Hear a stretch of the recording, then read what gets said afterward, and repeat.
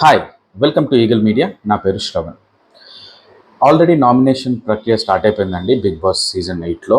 నిన్ననే మనం చూసాము నామినేషన్ డ్రామా అనేది హై ఉంది. ఈరోజు ప్రోమోలో చూస్తే కూడా నామినేషన్ డ్రామానే నడుస్తుంది. నాకు తెలిసినంత వరకు బేబక్కని ఎలిమినేట్ చేయాలనేసి ఆల్రెడీ హౌస్ మేట్స్ డిసైడ్ అయ్యారా, లేకపోతే బిగ్ బాసే డిసైడ్ అయ్యాడా నాకైతే అర్థం అవ్వట్లేదు. బట్ చూస్తుంటే మాత్రం మోస్ట్లీ బేబక్కని బయటికి పంపించేద్దాం అని చెప్పేసి అనుకుంటున్నారు. అండ్ ఇది యాక్చువల్లీ విషయం నేను నిన్ననే చెప్పాను, బేబక్కనే మోస్ట్లీ నామినేట్ అవుతుంది ఎలిమినేషన్కి అని చెప్పేసి. ఎందుకంటే మనం ప్రీవియస్ హిస్టరీ చూసుకుంటే బిగ్ బాస్ది గత 7 సీజన్స్లో కూడా ఆమె ఏజ్ గ్రూప్లో ఉన్న వాళ్ళని అండ్ కిచెన్ డ్యూటీ ఎవరైతే తీసుకుంటారో వాళ్ళు మోస్ట్లీ నామినేట్ అయిన హిస్టరీ మనకు కనబడుతుంది. సో ఇప్పుడు కూడా ఈ సీజన్లో కూడా మనకి కిచెన్ డ్యూటీ తీసుకుంది కిచెన్ హెడ్ మన బేబక్క. సో ఆమెనే పంపించేద్దాము అని చెప్పేసి హౌస్ మేట్స్ డిసైడ్ అయ్యారా, మరి ఏం స్ట్రాటజీ అన్నది మనం చూడాలి. బట్ నిన్న మనం చూస్తున్నట్టయితే నిన్న ప్రోమోలో బేబక్కని మ్యాక్సిమం నామినేట్ చేశారు. ముగ్గురు కూడా బేబక్క ఈజ్ వెరీ కామన్, అందరి నామినేషన్స్లో కూడా బేబక్క కామన్ ఉంది. అండ్ ఈరోజు జరిగిన ప్రోమోలో చూస్తే కూడా మళ్ళీ సేమ్ బేబక్కని. రీజన్ ఏంటి? ఫస్ట్ డే జరిగిన డ్రామానే అది. దట్ తను కుక్కర్లో పప్పు పెట్టింది, బట్ అది కుక్ అవ్వడానికి కొంచెం టైం పడుతుందని చెప్పేసి బేబక్ అనింది. సో ఆ ప్రెషర్ మొత్తం, ఆ కుక్కర్ ప్రెషర్లో ఉన్నది మొత్తం పప్పు ఉడికే వరకు ఆగాలి అని చెప్పేసి తన ఎక్స్ప్లెనేషన్. బట్ సోనియా వచ్చేసి లేదు, మీ రెస్పాన్సిబుల్ ఉండే, మీరు కుకింగ్ విషయంలో మా ఆకలి మీ రెస్పాన్సిబిలిటీ అని చెప్పేసి స్టేట్మెంట్ పాస్ చేసింది, మనం చూసాము. ఈ నామినేషన్ డ్రామా ఉంది కాబట్టి ఎవరో ఒకరిని నామినేట్ చేయాలి, ఎలిమినేట్ చేయాలి ఈ వీక్ కాబట్టి. సో ఆ డ్రామా బిగ్ టైం నడుస్తుంది. సో మనం చూద్దాము. నేను కూడా మీకు ఇక్కడ ప్లే చేస్తూ ఉంటాను క్లిప్స్, మీరు కూడా చూడండి. ఇప్పుడు చూద్దాం అసలు ఇంకా ఏం డ్రామా జరుగుతుందనేది మనం చూద్దాం. నేను కూడా ప్లే చేసి చూస్తా. నిఖిల్, నైనిక మరియు యష్మి ఇంటి చీఫ్స్గా ఎంపికైనందుకు బిగ్ బాస్ మిమ్మల్ని అభినందిస్తున్నారు. మీ పక్కన 3 హారాలు పెట్టున్నాయి, దాన్ని మీ చేతుల్లోకి తీసుకొని సో ఈ మొదటి నామినేషన్ ప్రక్రియ ఏదైతే స్టార్ట్ అయిందో, ఈ డ్రామా ఏదైతే ఉందో, ఈ డ్రామా మొత్తం కూడా బేబక్క మీదనే తిరుగుతుంది. నాకెందుకో గట్టి గుర్తు, నాకే కదా చాలా మందికి కూడా గట్టి ఏమనిపిస్తుందంటే బేబక్కని బయటికి పంపించేయాలి అని చెప్పేసి హౌస్ మేట్స్ డిసైడ్ అయినట్టున్నారు. And at the same time Bigg Boss కూడా డిసైడ్ అయినట్టున్నారు. బట్ చూడాలి, మేబీ మనం అనుకునేది రాంగ్ కూడా అవ్వచ్చు. ఎందుకంటే బిగ్ బాస్లో చాలా twists, turns and unlimited fun ఉంది కాబట్టి మేబీ ఈ ప్రొజెక్షన్ మొత్తం కూడా మనల్ని డైవర్ట్ చేయడానికి కూడా అయ్యి ఉండొచ్చు. బట్ లెట్స్ సీ నామినేషన్లో ఎవరు నామినేట్ అవుతారు and at the same time ఎవరు బయటికి వెళ్తారు, ఎవరు సేవ్ అవుతారు అన్నది కూడా చూడాలి. అండ్ పోల్ ఎట్లాగూ మన ఆడియన్స్ చేతిలోనే ఉంటుంది. ఎవరు నామినేట్ చేసిన వాళ్ళల్లో ఎవరిని మనం సేవ్ చేయాలి, ఎవరిని మనం ఎలిమినేట్ చేయాలి అన్నది ఎంతో అంత కొంచెం పర్సంటేజ్ ఆఫ్ రైట్స్, ఆ ఓట్స్ మనకు కూడా ఉంటాయి కాబట్టి లెట్స్ సీ ఏం జరుగుతుందన్నది చూద్దాం. మనకి ఇంకా ఫర్దర్గా చూస్తే అర్థమవుతుంది. ఫస్టే నామినేట్ చేసింది బేబక్కని, ఇర్రెస్పాన్సిబుల్ ఉన్నారని చెప్పేసి సోనియా చాలాసార్లు అనింది. సో ఇప్పుడు కూడా మనకి సోనియా అదే చెప్తుంది. పాపం ఆమెనేమో కుక్కర్ పని చేయకపోతే నేనేం అంటే రైటే, పాయింట్ అయితే రైటే. కుక్కర్ పని చేయకపోతే తను మాత్రం ఏం చేస్తుంది, నేను మాత్రం ఏం చేస్తాం, మనం మాత్రం ఇప్పుడు మనం ఆ పొజిషన్లో ఉన్నా కానీ కుక్కర్ పని చేయకపోతే మనం ఏం చేస్తాం? వాళ్ళు ఇచ్చిన ప్రొవిజన్స్ మనం యూజ్ చేయాలి. మేబీ ఒకటే కుక్కర్ ఉండొచ్చు, మనకు తెలియదు. బట్ ఇది తన డిఫెండ్. Let's see.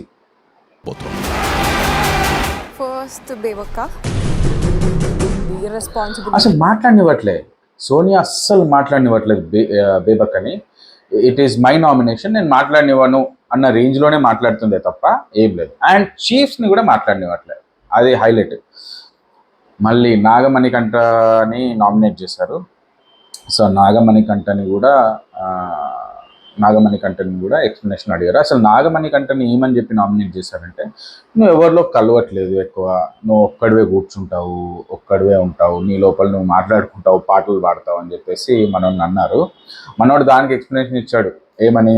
నేను ఒక్కడనే ఉండే ఒక 6 months ఒకటే రూమ్లో 4 walls మధ్యలో సో నాకు అది అలవాటు అయిపోయింది. ఇప్పుడిప్పుడే నేను దాంట్లో నుంచి బయటకు వస్తున్నా. సో నిన్న నేను ఒక రకంగా ఉండే, ఈరోజు ఒక రకంగా ఉన్నా, మేబీ రేపు వేరే రకంగా ఉంటా కావచ్చు. అంటే ఇంకో రకము ఇన్ ది సెన్స్ మారుతున్నాను నేను ఆ ఫేజ్ నుంచి నేను బయటకు వచ్చా, ఇప్పుడిప్పుడే కదా నేను హౌస్లోకి ఎంటర్ అయింది. సో నాకు టైం పడుతుంది. మొన్న ఫస్ట్ డే వచ్చినప్పుడు నేను ఎవరితో ఎక్కువ మాట్లాడలేదు, బట్ నిన్న వచ్చేసి నేను మాట్లాడాను. ఈ రోజు కూడా నేను ఇంకొంచెం బెటర్గా మాట్లాడాను, అంటే నిన్నటికంటే ఈ రోజు బెటర్ అన్న ఎక్స్ప్లెనేషన్ ఇచ్చాడు. సో నాకు అది ఓకే అనిపించింది, అంటే లాజికల్గానే మాట్లాడాడు మనోడు. But let's see. హైలైట్ ఏంటంటే నాకు కట్టేసిన కుక్కలా బో అని మొరగడం అనే అనే డైలాగ్ మాత్రం నాకు భలే ఫన్నీ అనిపించింది. కట్టేసిన కుక్క మురిగినట్టు అంటే నా నేచర్. మన శేఖర్ భాష వచ్చేసి, శేఖర్ భాషనే కదా నామినేట్ చేసింది. సో శేఖర్ భాష వచ్చేసి నువ్వేం బిగ్ బాస్ కాదు, నువ్వు రూల్స్ పెడుతున్నావు అది ఇది అని చెప్పేసి శేఖర్ భాష అనేసి అన్నాడు. ఓకేనా అంటే ఓకే కాదు అని శేఖర్ భాష అన్నాడు. అది కూడా చాలా ఫన్నీగా ఉంది, మీరు ఒకసారి చూడండి క్లారిటీగా. You are not a big boss. You are not a judge. మీకు క్లారిటీ ఆఫ్ థాట్ ఓకే కాదు, ఓకేనా ఓకే కాదు, ఓకే కాదు. అరే చూడండి. ఓకేనా అని అడిగావు కదా, ఓకేనా అని అడిగావు కదా, ఓకేనా అని అడిగావు కదా. ఓకే కాదు. మనోడు అంటున్నాడు నేను కామా పుల్ స్టాప్ అవన్నీ నువ్వు చూసుకోవా, నేను కామనే పెట్టాను, నేను పుల్ స్టాప్ లేకపోతే క్వశ్చన్ మార్క్ కాదు అన్న ఆర్గ్యుమెంట్ చేశాడు నాగమణి కంట. శేఖర్ భాష అక్కడికి మనోడు ఇంకా వాళ్ళిద్దరు ఆర్గ్యుమెంట్ చేస్తూ ఉంటే okay let's forget that. And Prerana and Sonia వాళ్ళిద్దరి మధ్యలో జరిగిన కాన్వర్జేషన్ ఏదైతే ఉందో అది నాకు అంటే హై అనిపించింది, బాగా హై టైం, బిగ్ టైం ఏదైనా ఫైట్ జరగబోతుందేమో అని అనిపించింది. ఇద్దరు బాగా ఐరేట్ అయిపోయారు. అంటే చాలా, అంటే సోనియా అండ్ ప్రేరణ ఎస్పెషల్లీ చాలా ఫ్రస్ట్రేటెడ్ ఉండే, ఎందుకంటే సోనియా మాట్లాడనివ్వట్లేదు. తను నామినేట్ చేసింది, ఎందుకు చేసింది అని తను ఆల్రెడీ చెప్పింది రీజన్. మరి ఈమె ఎక్స్ప్లెనేషన్ ఇవ్వడానికి టైం ఇవ్వాలి కదా, సోనియా ఇవ్వలేదు. ప్రేరణకి ఎక్స్ప్లెనేషన్ ఇచ్చే టైం ఇవ్వలేదు, తనే మ్యాక్సిమం మాట్లాడడానికి ట్రై చేసింది, ఎవరు సోనియా. సో అది కూడా చూడండి ఆర్గ్యుమెంట్. కొట్టేస్తుంది అనుకున్నా నేను, అయితే ప్రేరణ వెళ్ళి సోనియాని కొట్టేస్తుందేమో అనుకున్నా, బట్ గట్టిగా అరిచింది. అంటే రియాలిటీ షో కదండి, గట్టిగా అరిచింది. అది ఫుల్ డే వేసుకుంటా నేను, నా ఎక్స్ప్లెనేషన్ నేను ఫుల్ డే ఇచ్చుకుంటా అని చెప్పేసి అనింది తను. అండ్ సోనియా అంటుంది దిస్ ఈజ్ మై నామినేషన్, నేను చెప్పుకుంటా, నువ్వు మాట్లాడడానికి వీలు లేదు అన్నట్టుగా తను అథారిటీ చూపించింది. బట్ లెట్స్ సీ ఏమవుతుంది అన్నది. అండ్ ఇంకొకటి అండి, ఇప్పుడు వీళ్ళు నామినేషన్ చేసిన తర్వాత ఇద్దరిని నామినేట్ చేస్తున్నారు కదా, అక్కడ కూర్చున్న చీఫ్స్కి ఒక పవర్ ఉందన్నమాట. బిగ్ బాస్ ఇచ్చిన పవర్ ఏంటంటే ఆ ఇద్దరిట్లో వీళ్ళు ఒకరిని సేవ్ చేయొచ్చు అండ్ ఒకరిని చూస్ చేయొచ్చు. అది ఎలా అంటే అక్కడ ఒక కత్తి ఉంటుంది, అది తీసుకెళ్ళి ఎవరినైతే సేవ్ చేద్దాం అనుకుంటున్నారో వాళ్ళని కాకుండా ఇంకొక వాళ్ళ ఫోటో మీద కత్తి పెట్టడం, అంటే they are also agreeing to the nomination అన్నమాట అర్థము. It's a metaphor again. చూద్దాం. సో యాజ్ యూజువల్ మళ్ళీ దేవతను తీసుకున్నారు చీఫ్స్ కూడా. ఆ డ్రామా మొత్తం నిన్న జరిగింది. అండ్ ఈ రోజు డ్రామా ఏంటిది, ప్రోమో ఆల్రెడీ రిలీజ్ అయిపోయింది. సో నేను ప్రోమో కూడా ప్లే చేస్తాను, ఈరోజు ప్రోమో. అందులో ఏం డ్రామా ఉందో కూడా చూద్దాం. అది కూడా హై డ్రామా. ఈ వీక్ మొత్తం ఎలిమినేషన్ డ్రామానే. So let's see what's that drama is all about. ఒక కూర మధ్యాహ్నం, ఒక కూర రాత్రి అని అంతే. మళ్ళీ నిన్న రాత్రి 2 కూరలు అయినాయి. మీరు అప్పుడు 2 కూరలు చేశారు, ఒక చికెన్, ఒక ఆలు కర్రీ చేశారు.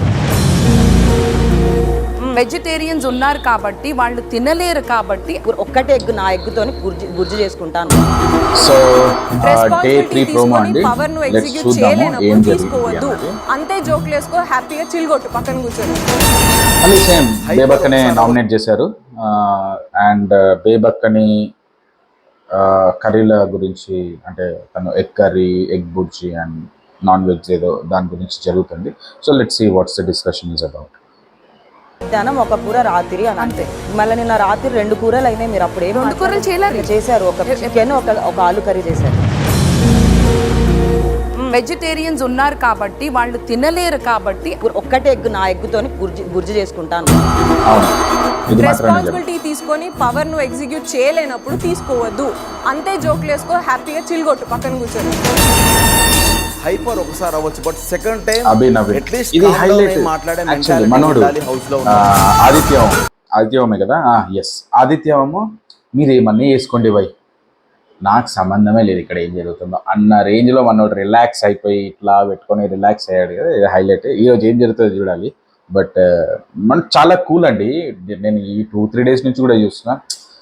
బిందాస్, నాకు సంబంధమే లేదు, ఏమన్నా వేసుకోండి, కొట్టుకుంటారా కొట్టుకోండి, తిట్టుకుంటారా తిట్టుకోండి, నేను ఇన్వాల్వ్ కానీ but I want to be on the safe side అన్న రేంజ్లో మనోడు బిహేవ్ చేస్తున్నాడు. లెట్స్ సి మనోడు ఎట్లా ఆడతాడు. మరి మనోడి గేమ్ ప్లాన్ ఏంటో తెలియదు, మనోడి స్ట్రాటజీ ఏంటో మనకు తెలియదు కదా. లెట్స్ సి గోయింగ్ ఫార్వర్డ్ ఏం చేస్తాడు.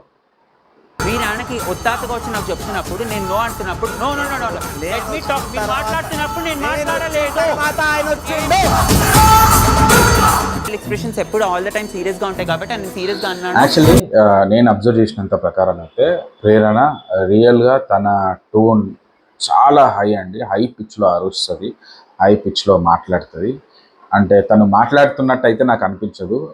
ఆర్గ్యుమెంట్ అయినా కానీ మనం బేసిక్గా ఆర్గ్యుమెంట్ అంటే జస్ట్ మాట్లాడుతాము, కొంచెం హై పిచ్ యూజ్ చేస్తామని. తను ఏకదమ్ ఫుల్ హై పిచ్ నోడ్ అన్నమాట. అరవడమే, అది మాట్లాడడం కాదు, జస్ట్ అరవడమే. అంటే తన పాయింట్ ప్రూవ్ చేసుకోవడానికి తను అరుస్తుంది అన్నమాట. మేబీ అరుస్తేనే తన పాయింట్ ప్రూవ్ అవుతుంది అన్న ఇంటెన్షన్ ఉందో ఏంటో నాకు తెలియదు కానీ, బట్ మోస్ట్లీ అరిచి చెప్తుంది. నేను అన్ఫిట్ అయితే ఈ వీకే వెళ్ళిపోతాను. నేను కూడా చెప్పలేదు, నాకు అనిపిస్తున్న పని చెప్తాను. ఆడియన్స్ డెఫినెట్లీ అన్ఫిట్ అయితే మాత్రం, అన్ఫిట్ అనుకుంటే ఎవరైనా వెళ్ళిపోవాల్సిందే. అబ్బాయి నవీన్ అయినా వెళ్ళిపోవాల్సిందే, దేవక్క వెళ్ళిపోవాల్సిందే. అక్కడ ఉన్న కంటెస్టెంట్స్ 14 మంది కంటెస్టెంట్స్లో ఎవరైనా అన్ఫిట్ అనిపిస్తే ఆడియన్స్ మనం పోల్ చేస్తే ఎవరైనా వెళ్ళిపోవాల్సిందే. బట్ నాకు తెలిసినంత వరకు అన్ఫిట్ ఎవరు అని నన్ను అడిగితే it is too early to judge ఎవరినైనా. ఇప్పుడు జస్ట్ 2 days అయింది. బట్ ఈ 2 daysలో అబ్జర్వ్ చేసినంత ప్రకారం ఎవరు అన్ఫిట్ అని అనిపిస్తే మాత్రం నేను లాస్ట్లో చెప్తాను ఎవరు అని నేను అనుకుంటున్నాను.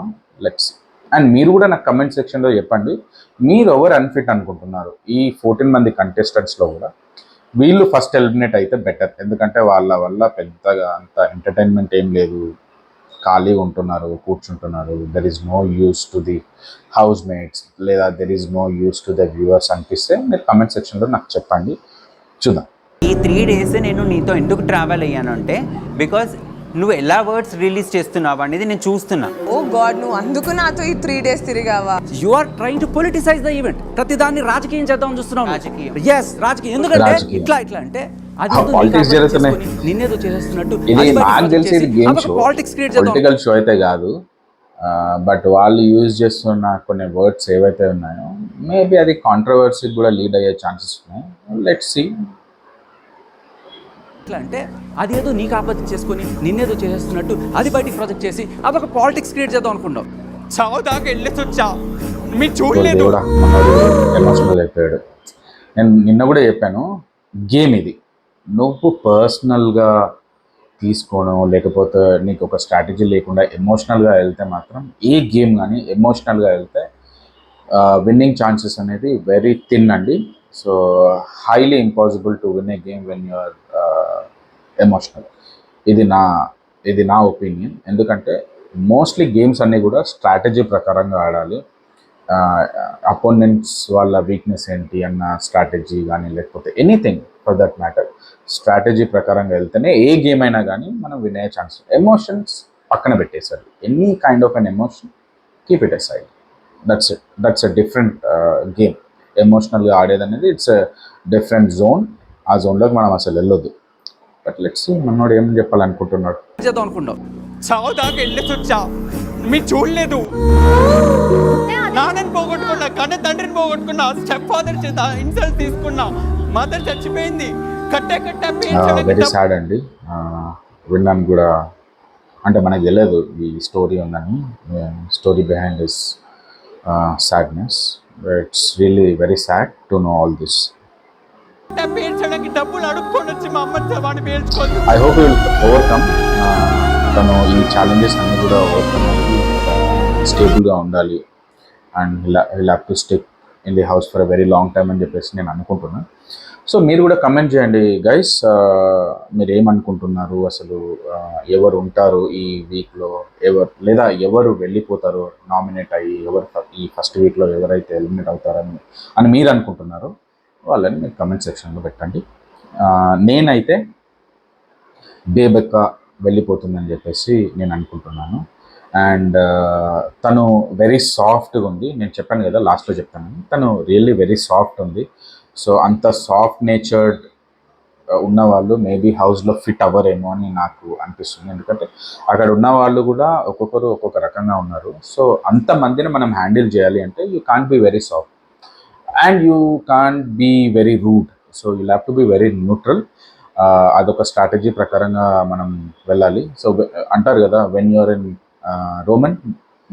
Rome be like a Roman అంటారు కదా. సో అలానే నువ్వు గేమ్లో ఉన్నావు కాబట్టి you have to be like a player. మనం సాఫ్ట్గా ఉండి ఏదో సింపతియో లేకపోతే నాకెందుకులే అని ఇట్లా దూరంగా ఉండడం అవాయిడ్ చేస్తే యూఆర్ నాట్ పార్టిసిపేటింగ్, అంటే you're not interacting too much with the contestants అనేది క్లియర్గా ప్రొజెక్ట్ అవుతుంది. సో దట్ షుడెంట్ హ్యాపెన్ అన్నది నా ఒపీనియన్. ఎనీవేస్ లెట్స్ సీ ఏం జరుగుతుందో అన్నది going forward. And thank you so much guys. నేను డైలీ ఈ ప్రోమో రివ్యూస్ కానీ లేకపోతే షో రివ్యూస్ కానీ ఇద్దామని చెప్పేసి అనుకుంటున్నాను. సో మీరు ఏమనుకుంటున్నారో కామెంట్ సెక్షన్లో పెట్టండి. So let's see how this goes forward and see you tomorrow. Thanks for watching.